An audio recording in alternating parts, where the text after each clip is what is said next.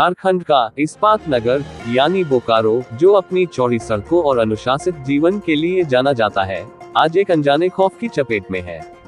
30 जनवरी 2026 की उस धुंध भरी सुबह ने शहर के माथे पर एक ऐसा कलंक लगा दिया, जिसने कानून व्यवस्था पर गंभीर सवाल खड़े कर दिए हैं। सेक्टर 6 के टीवी टावर और बोकारो स्टील सिटी कॉलेज के पीछे के सुनसान रास्तों पर जो कुछ मिला, उसने न केवल पुलिस प्रशासन को हिला दिया, बल्कि हर बोकारो वासी के दिल में डर पैदा कर दिया। 2. घटना का दिल दहला देने वाला मंजर। सेक्टर 6 का वह इलाका, जहां एक तरफ शिक्षा का मंदिर कॉलेज है और दूसरी तरफ संचार का केंद्र टीवी टावर, वहां की झाड़ियों में एक महिला का लहूलुहान शव बरामद हुआ। क्रूरता का विवरण। प्रत्यक्षदर्शियों और शुरुआती पुलिस जांच के मुताबिक महिला की हत्या सामान्य नहीं थी। अपराधियों ने दरिंदगी की सारी हदें पार कर दी थी।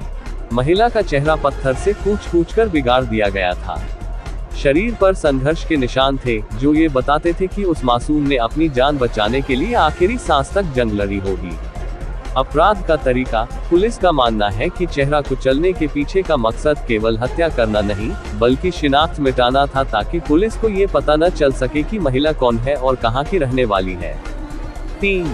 जांच के घेरे में सेक्टर 12 और 50 के लिंक। बोकारो एक ऐसा शहर है जहां सेक्टर आपस में जुड़े हुए हैं। सेक्टर 6 की यह घटना सेक्टर 12 के उन इलाकों से कुछ ही दूरी पर है, जहां से अक्सर छोटी मोटी चोरी और झपटमारी की खबरें आती रहती हैं।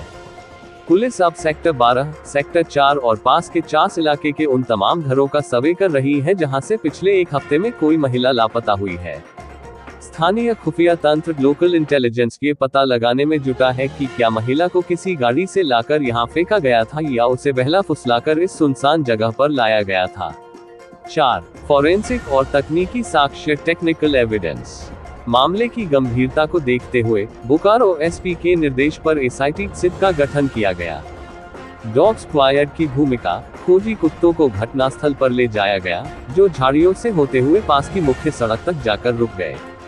इससे ये संकेत मिलता है कि अपराधी वारदात के बाद किसी वाहन से फरार हुए होंगे।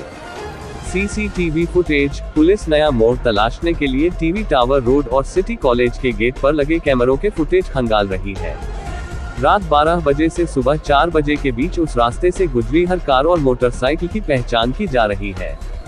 पोस्टमार्टम रिपोर्ट का सस्पेंस। सबसे बड़ा सवाल यह है कि क्या महिला के साथ हत्या से पहले दुष्कर्म हुआ था।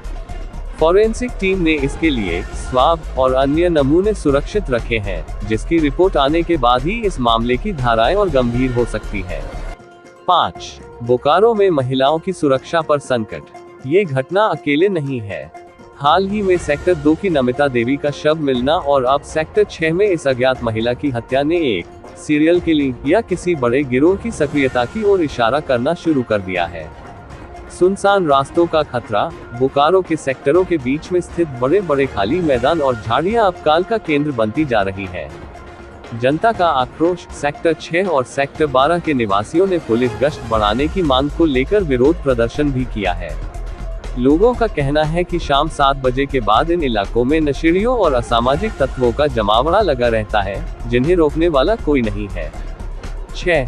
पुलिस की अपील और आगे की राह। पुलिस प्रशासन ने मृतका की तस्वीर चेहरा बिगड़ा होने के बावजूद कपड़ों और शारीरिक बनावट के आधार पर अन्य जिलों को भी भेजी है। हुलिये का विवरण। मृतका की उम्र 35 से 40 साल के बीच है। उसने सादे कपड़े पहने हुए थे।